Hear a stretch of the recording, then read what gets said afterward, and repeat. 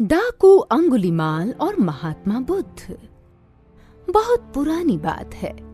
मगध राज्य में एक सोनापुर नाम का गांव था। उस गांव के लोग शाम होते ही अपने घरों में आ जाते थे और सुबह होने से पहले कोई भी घर के बाहर कदम भी नहीं रखता था। इसका कारण डाकू अंगुलीमाल था। डाकू अंगुलीमाल मगध के जंगलों की गुफा में रहता था। वो लोगों को लूटता था और जान से भी मार देता था। लोगों को डराने के लिए वो जिसे भी मारता उसकी एक उंगली काट लेता और उन उंगलियों की माला बनाकर पहनता। इसलिए उसका नाम अंगुलीमाल पड़ा। गांव के सभी लोग परेशान थे, कैसे इस डाकू के आतंक से छुटकारा मिले। एक दिन गौतम बुद्ध उस गांव में आए। गांव के लोग उनकी आव भगत करने लगे। गौतम बुद्ध ने देखा कि गांव के लोगों में किसी बात को लेकर दहशत फैली है। तब गौतम बुद्ध ने गांव वालों से इसका कारण पूछा। ये सुनते ही गांव वालों ने अंगुलीमाल के आतंक का पूरा किस्सा उन्हें सुनाया। अगले ही दिन गौतम बुद्ध जंगल की तरफ निकल गए। गांव वालों ने उन्हें बहुत रोका पर वो नहीं माने। बुद्ध को आते देख अंगुलीमाल हाथों में तलवार लेकर खड़ा हो गया, पर बुद्ध उसकी गुफा के सामने से निकल गए। उन्होंने पलट कर भी नहीं देखा। अंगुलीमाल उनके पीछे दौड़ा, पर दिव्य प्रभाव के कारण वो बुद्ध को पकड़ नहीं पा रहा था। थक हार कर उसने कहा, रुको।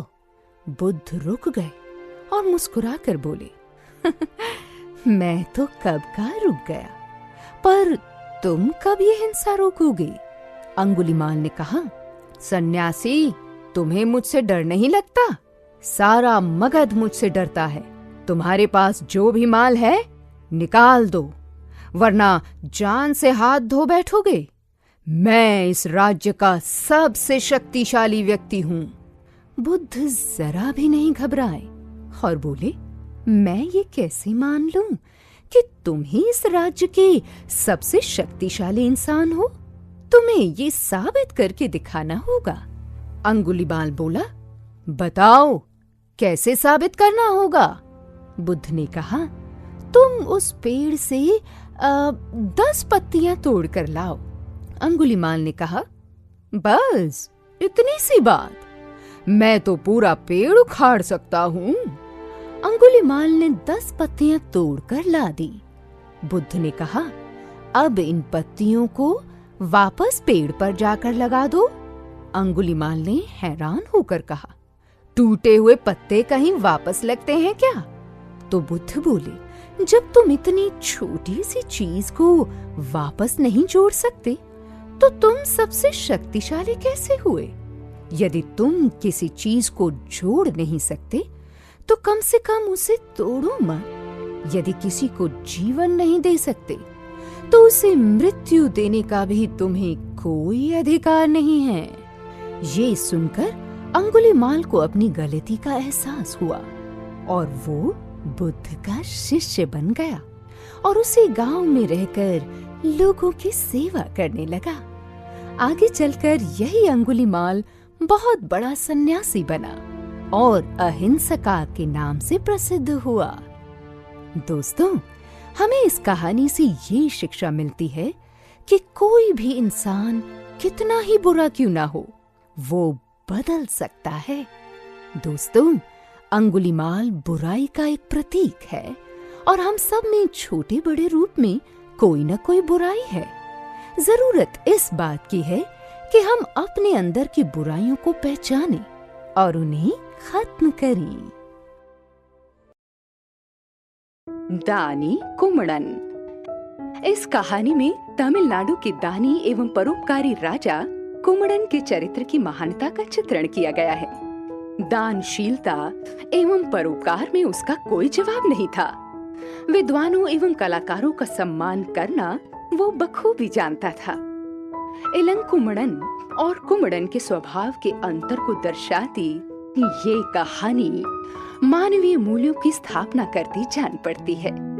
2000 साल पहले तमिलनाडु में मुदिरम नामक एक पहाड़ी प्रदेश था। वहाँ कुम्मड़न नाम का एक राजा शासन करता था। वह बड़ा दानी, प्रजावत्सल और न्यायपालक था। वह विद्वानों, कवियों, कलाकारों का आदर करता था। उसके मन में दीन दुखी लोगों के प्रति सहानुभूति थी। लोग मदद मांगने उसके पास आया करते थे। वह याचकों की मांग आदर पूर्वक पूरी करता था। एक बार पड़ोसी राज्य में अकाल पड़ा। वहां से कई परिवार कुम्मड़न के पास राहत पाने के लिए आए। सब के सब भूखे, प्यासे और थके मादे थे। बाल बच्चे भूख से बिलख रहे थे। बूढ़े लोगों की हालत और खराब थी। कुम्मड़न ने तुरंत अपने महल में ही बढ़िया भोजन बनवाया। अकाल पीड़ित परिवारों को भी राज परिवार के साथ बिठाकर भोजन खिलाया। इसी प्रकार बहुत दिनों तक राजमहल में रखकर उनका पालन पोषण किया।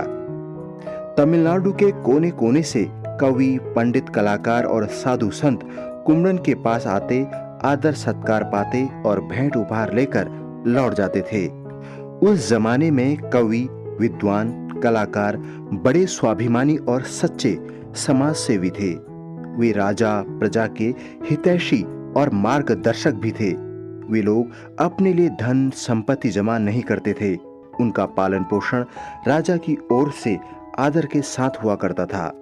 राजा कुम्मड़न के ऐसे ही दो हितैषी मित्र थे, महापंडित चातनार और महाकवि चित्रनार। जब भी उनको किसी चीज की जरूरत पड़ती, कुम्मड़न उनके पास चले आते और उनसे मांग कर ले जाते। कुम्मड़न उन दोनों विद्वानों का बड़ा आदर करता था। उन्होंने कुम्मड़न की दानशीलता और उदारता की प्रशंसा में कई सुंदर गीत गाए हैं। घुमंतु चारण भाट गायकों ने उन कीर्ति गानों को गाते हुए तमिल प्रदेश के कोने कोने में कुम्मड़न का यश फैलाया। एक दिन महाकवि चित्रनार कुम्मड़न से थोड़ा धन मांगने के लिए आए। उस समय कुम्मड़न जरूरी राजकाज में लगे हुए थे, इसलिए महाकवि का संदेश पाते ही राजा ने अपने मंत्री के हाथ कुछ धन देकर उनके पास भेज दिया। महाकवि को यह व्यवहार अच्छा नहीं लगा। उन्होंने मंत्री के दिए धन को स्वीकार नहीं किया। सीधे राजा कुम्मड़न के पास चले आए और बोले, मेरे प्रिय नरेश, मैं तुमसे मिलने और तुम्हारे हाथों से उपहार पाने आया हूं। मुझे मामूली याचक न समझ बैठना। तुम दूसरों के हाथों विपुल संपत्ति भी भेज दो, मैं लूंगा नहीं। तुम स्नेहपूर्वक रत्ती भर वस्तु भी दे दो, वही मेरे लिए काफी होगी। मैं उससे सहर्ष स्वीकार कर लूंगा। कुम्मड़न महाकवि की झड़की सुनकर लज्जित हुआ। उसने अपनी गलती के लिए महाकवि से क्षमा मांगी। उसको इस महाकवि की एक पुरानी बात याद हो आई। वे एक बार पड़ोसी प्रदेश के राजा वेलियान के महल में गए थे। उस समय वह आराम कर रहा था। महाकवि के आने का समाचार मिला। उनका स्वागत करने वह स्वयं नहीं आया। अपने भाई से बोला, तुम उनका स्वागत सत्कार करो, थोड़ा धन देकर उनको विदा करके आओ। महाकवि चित्रनार ने देखा कि राजा वेलियान स्वयं न आकर अपने भाई को भेज रहा है।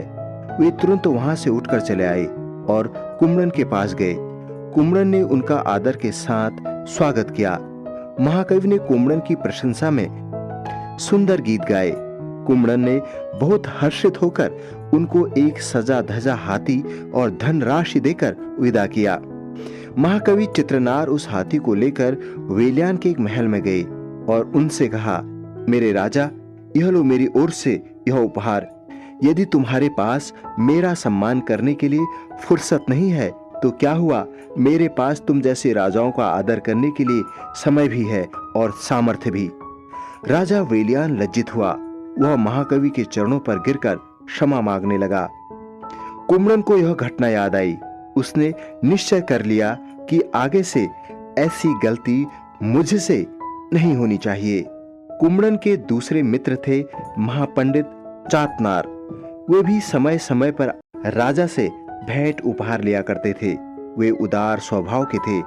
उनको जो कुछ मिलता उसे अपने गरीब रिश्तेदारों के साथ बांट लेते थे। थोड़े समय के बाद महापंडित चातनार के पास कुछ नहीं बचा। अपना परिवार चलाना भी मुश्किल हो गया। भुखमरी की नौबत आ गई। तब उन्हें दानी राजा कुम्मड़न की याद आई। वे उनसे मिलने मुदिरम नगर में आए। किंतु वहां स्थिति एकदम बदली हुई थी। कुम्हड़न का एक सौतेला छोटा भाई इलन कुम्हड़न सत्ता लोभी और चालाक आदमी था।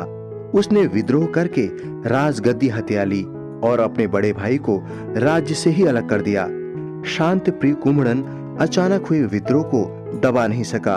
उस समय की लड़ाई में वह हार गया। राजपाट छोड़कर उसी पहाड़ी प्रदेश के जंगल में कुटिया बनाकर अपने परिवार के साथ रहने लगा। फिर भी उसी का नाम और यश प्रांत में ऊंचा था। नए शासक इलन कुम्हड़न ने सोचा, बड़े भाई के रहते मुझे कोई नहीं मानेगा और मेरी शासन सत्ता भी स्थिर नहीं रह सकती, इसलिए उनको इस दुनिया से ही अलग कर देना चाहिए। बस दूसरे ही दिन इलन कुम्हड़न ने राज्य भर में ढिढोरा पिटवाया कि जो व्यक्ति मेरे पराजित भाई का सिर काट कर लाएगा उसे 1000 स्वर्ण मुद्राएं भेंट की जाएंगी। इस घोषणा को सुनते ही लोगों में खलबली मच गई। सभी प्रजाजन नए शासक इलन कुम्हड़न से घृणा करने लगे और उसकी निंदा भी। इस नीचतापूर्ण घोषणा की सभी ने अवहेलना कर दी। महापंडित चातनार अपने दानी मित्र कुम्हड़न की दुर्दशा जानकर बहुत दुखी हुए। वे उसको खोजते हुए जंगल में गए। कुम्हड़न से मुलाकात हुई। दोनों स्नेह से गले मिलकर रो पड़े। भाग्य का यह कैसा क्रूर खेल है। लाचारी का एहसास दोनों को अधिक सताने लगा। कुम्हड़न भांप गया कि हितैषी मित्र चातनार तंग हालत में है और मुझसे मदद लेने आए हैं। उसको अपनी दुर्दशा पर बहुत दुख हुआ। वह सोचने लगा, मैं कितना अभागा हूँ। घर आए आदरणीय अतिथि का सत्कार करने और इनकी मदद करने के लिए मेरे पास कुछ भी नहीं है। ऐसे निकृष्ट जीवन से लाभ ही क्या है। कुम्हड़न ने निश्चय किया कि वे मित्र महापंडित को खाली हाथ नहीं जाने देंगे। उसने चातनार से निवेदन किया, मेरे आदरणीय बंधु, आप मेरी यह तलवार लीजिए, इससे मेरा सिर काट कर ले जाइए और मेरे भाई को सौंप दीजिए। वह आपको 1000 स्वर्ण मुद्राएं भेंट करेगा। उस धनराशि से आप पहले की तरह अपने परिवार तथा रिश्तेदारों का पालन पोषण करें। दानी कुम्हड़न की यह बात सुनते ही चातनार सिहर उठे, बिलख बिलख कर रो पड़े। वे अपनी तंगी और तकलीफ भूल गए। वे सोचने लगे, यह कितना महान दानवीर है। ऐसे त्यागी पुरुष की यह दुर्दशा नहीं होनी चाहिए। इस विपत्ति से इसको उबारना मेरा कर्तव्य है। अब मैं यही करूंगा। चातनार ने कुम्हड़न से तलवार ली और कहा, मेरे प्रिय मित्र, तुम मेरे लौट आने तक सब्र करो। मैं वापस आकर तुम्हारी इच्छा पूरी करूंगा। चातनार जंगल से लौटकर नगर के प्रसिद्ध शिल्पी के यहाँ पहुंचे। उन्होंने उस शिल्पी से कुम्हड़न का कटा हुआ सिर जैसा ही एक सिर मोम का बनवाया। वे उस सिर को कपड़े से ढककर राजमहल में ले गए। इलन कुम्हड़न राजगद्दी पर बैठा हुआ था। सामने गणमान्य दरबारी लोग थे। महापंडित चातनार ने कटे हुए सिर को राजा के सामने रखा और कहा, नए शासक, यह लो तुम्हारे ऐलान की भेंट। अब तो तुम्हारा दिल ठंडा हुआ ना? लेकिन हाँ, यह न भूलो कि इस अत्याचार से तुम्हारा जीवन और शासन संकट से मुक्त हो गया। खून से सना और कटा हुआ सिर देखते ही इलन कुम्हड़न भौंचक रह गया। उसको विश्वास हो चुका था कि पूरे प्रदेश में ऐसा कोई भी व्यक्ति नहीं मिलेगा जो धन के लालच में कुम्हड़न की हत्या करने को तैयार हो जाए। ऐसी हालात में इस अनहोनी घटना से वह विचलित हो उठा। उसकी मानवता जाग उठी। शोक और पश्चाताप की आग में वह झुलसने लगा। लज्जा के कारण उसका सिर झुक गया। उसने दबे स्वर में कहा, महापंडित, आपने यह क्या कर दिया? मैं सत्ता के मोह में पड़कर भाईचारा, सद्भाव और शील सब भूल बैठा। आप तो बड़े विद्वान हैं और मेरे बड़े भाई के मित्र भी हैं। आपके हाथों यह पाप कैसे हुआ? चातनार इलन कुम्हड़न के हृदय परिवर्तन से आश्वस्त हुए वे शांत भाव में बोले, युवराज, तुमसे इसी हृदय परिवर्तन की आशा मुझे थी, इसीलिए मैंने यह उपाय किया है। तुम्हारे बड़े भाई दानी कुम्हड़न जंगल में भले चंगे हैं। यह उनका नकली सिर है जो मोम का बना है। अब तो तुम्हें अपने किए पाप का प्रायश्चित करना है। करोगे? इलन कुम्हड़न ने हाथ जोड़कर चातनार से क्षमा मांगी और प्रार्थना की, महापंडित जी आज्ञा दीजिए, मैं अपने प्राण तक देने को तैयार हूँ। चातनार ने उसे समझाया, युवराज तुम बड़े भाई को आदर के साथ वापस बुला लाओ, उनको यह राजगद्दी सौंप दो। इस प्रांत के पुराने राजा लोग बड़े दानी, नीति पालक और विद्या प्रेमी थे। तुम्हारे पूर्वजों ने अच्छे भले काम कर बड़ी ख्याति पाई है। युवराज तुम भी अपने पूर्वजों की तरह अच्छे काम करके कीर्ति पाओ। युवराज इलिन कुमड़न ने चातनार की सलाह मानी। वह बड़े भाई को आदर के साथ ले आया और उनको राजगद्दी सौंपकर स्वयं युवराज बना। महापंडित चातनार अपने प्रयास की सफलता पर फूले न समाये। वे दोनों भाइयों से भेंट उपहार पाकर आनंद के साथ घर लौटे।